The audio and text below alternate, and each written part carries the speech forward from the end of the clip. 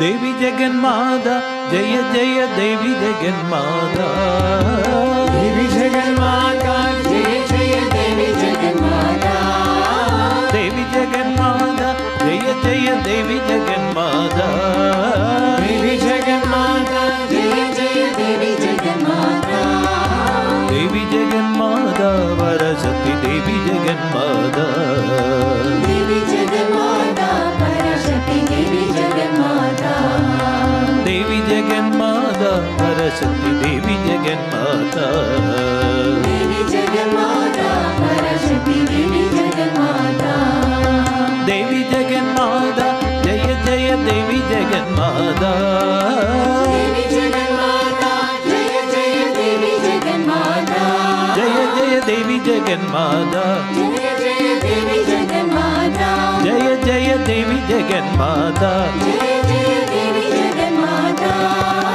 देवी जगन्माता जय जय देवी जगन्माता देवी जगन्माता जय जय देवी जगन्माता देवी जगन्माता वरशक्ति देवी जगन्माता देवी जगन्माता परशक्ति देवी जगन्माता നീലക്കടൽ കരയിൽ താവം ചെയ്യും നിത്യ കന്യകയേ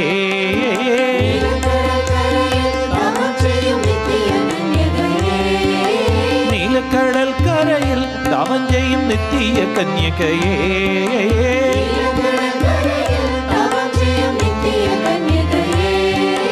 മാരിക്കുമാരിയമ്മ എനക്കു നീ വന്നു വരം തരുവാ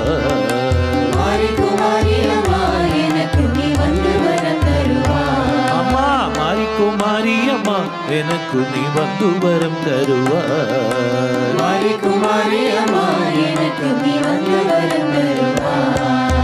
ജ്യോതിസ്വരൂപിണിയെ ജ്ഞാനമയ സുന്ദര രൂപിണിയേ ജ്യോതിസ്വരൂപിണിയെ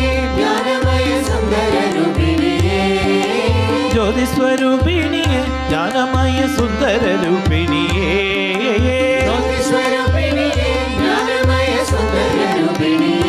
ജ്ഞാനമയ സുന്ദര രൂപിണിയേ ജ്ഞാനമയ സുന്ദര രൂപിണിയേ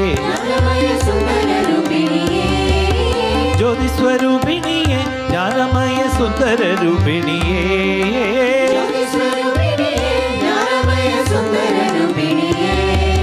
സത്യസ്വരൂപിണിയെ സ്വയം ശക്തി ആനന്ദരൂപിണിയേ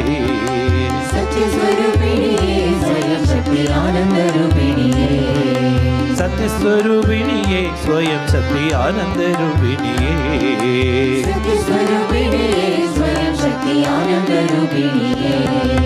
देवी जगन्माता जय जय देवी जगन्माता देवी जगन्माता जय जय देवी जगन्माता देवी जगन्माता जय जय देवी जगन्माता देवी जगन्माता जय जय देवी जगन्माता देवी जगन्माता परशक्ति देवी जगन्माता देवी जगन्माता परशक्ति देवी जगन्माता നീലക്കടൽ കരയിൽ താപം ചെയ്യും നിത്യ കന്യകയേ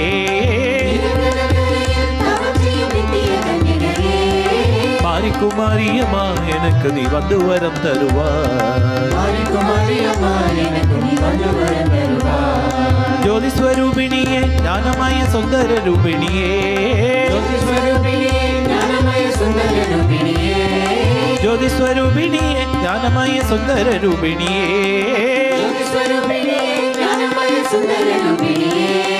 സത്യസ്വരൂപിണിയെ സ്വയം ശക്തി ആനന്ദരൂപിണിയേ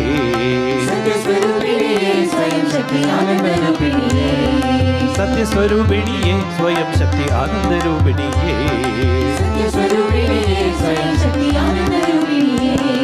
देवी जगन्माता जय जय देवी जगन्माता देवी जगन्माता जय जय देवी जगन्माता देवी जगन्माता जय जय देवी जगन्माता देवी जगन्माता परशक्ति देवी जगन्माता देवी जगन्माता परशक्ति देवी जगन्माता देवी जगन्माता परशक्ति देवी जगन्माता देवी जगन्माता परशक्ति देवी जगन्माता ओम Shri Mata Jaya Lalitamba. Sri Mata Jaya Lalitamba. Om Sri Mata Jaya Lalitamba. Om Shri Mata Jaya Lalitamba. Om Sri Mata Jaya Lalitamba. Om Shri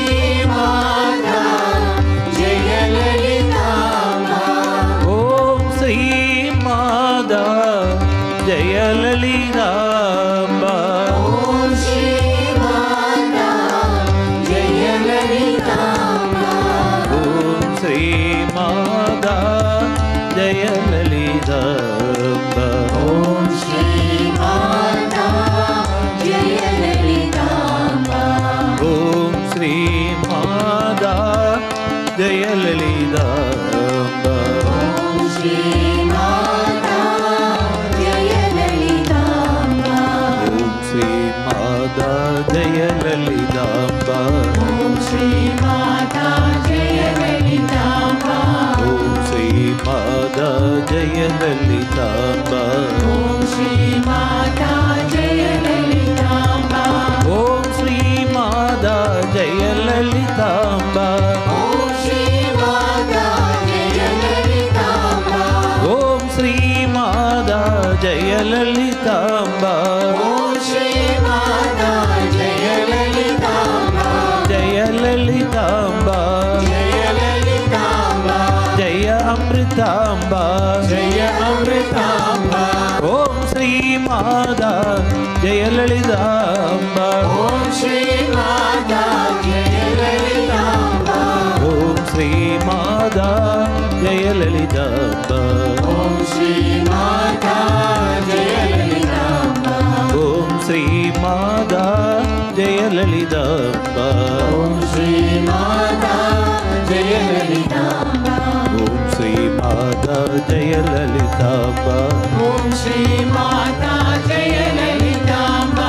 Om Sri Mata Jaya Lalitamba. Om Shri Mata Jaya Lalitamba. Om Sri Mata Jaya Lalitamba. Om Shri Mata Jaya Lalitamba. Om Sri Mata Jaya Lalitamba. Om Shri Mata Jaya Lalitamba. Om Sri Mata Jaya Lalitamba. Om Shri Mata Jaya Lalitamba. Om Sri Mata Jaya Lalitamba. Om Shri Mata Jaya Lalitamba. Om Sri Mata Jaya Lalitamba. Om Shri Mata Jaya Lalitamba. Om Sri Mata Jaya Lalitamba. Om Shri Mata Jaya Lalitamba. Om Sri Mata Jaya Lalitamba. Om Shri Mata Jaya Lalitamba. Om Sri Mata Jaya Lalitamba.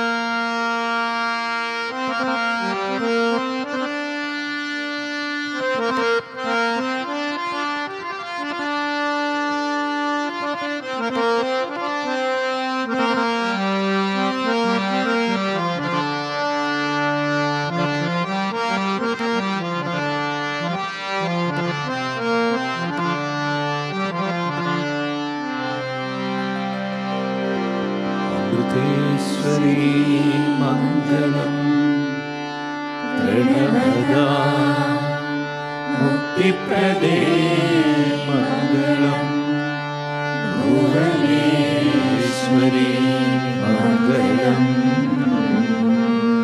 Sukridina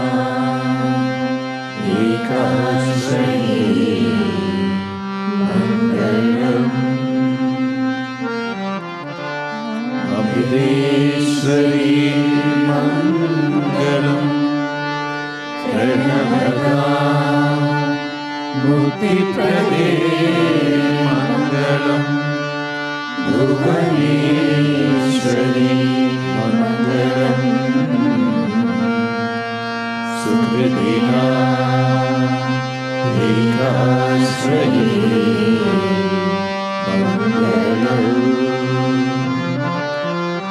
Hridayeshwari Mangalam Hridivasatejori Mangalam Mridubhashini Mangalam Vijayata Premagrade Mangalam Vijayata Premagrade Mangalam Vijayata Premagrade Mangalam.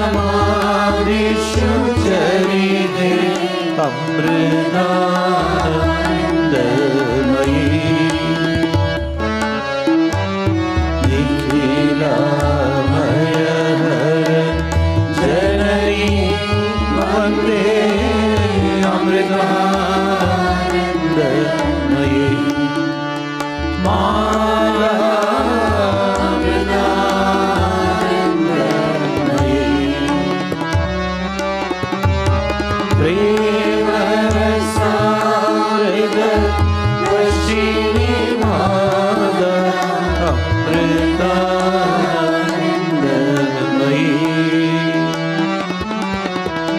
प्रेम भक्ति संदायिनी माता अमृतानंदमयी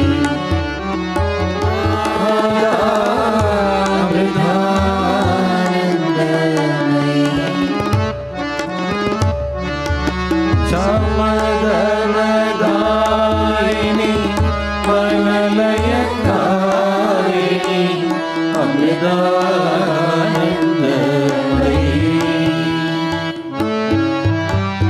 सततं मम हृदि वसदा देवी अमृतानंदमयी माता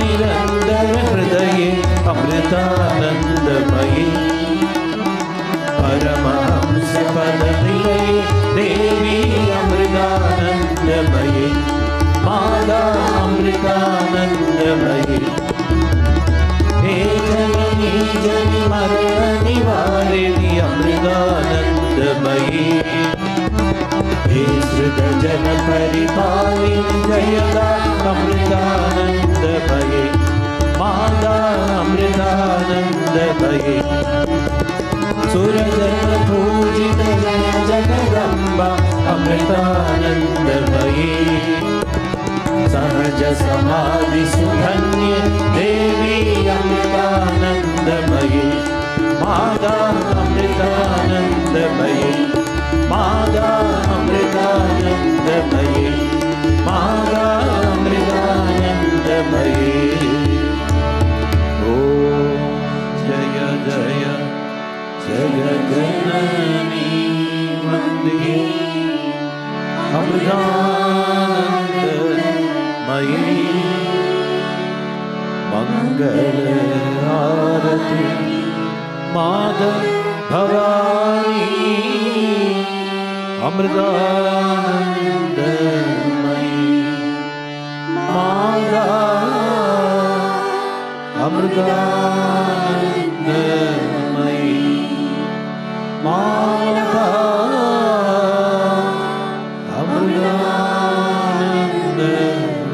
अमृतानंदमयी। जय बोलो सद्गुरु माता अमृतानंदमयी देवी की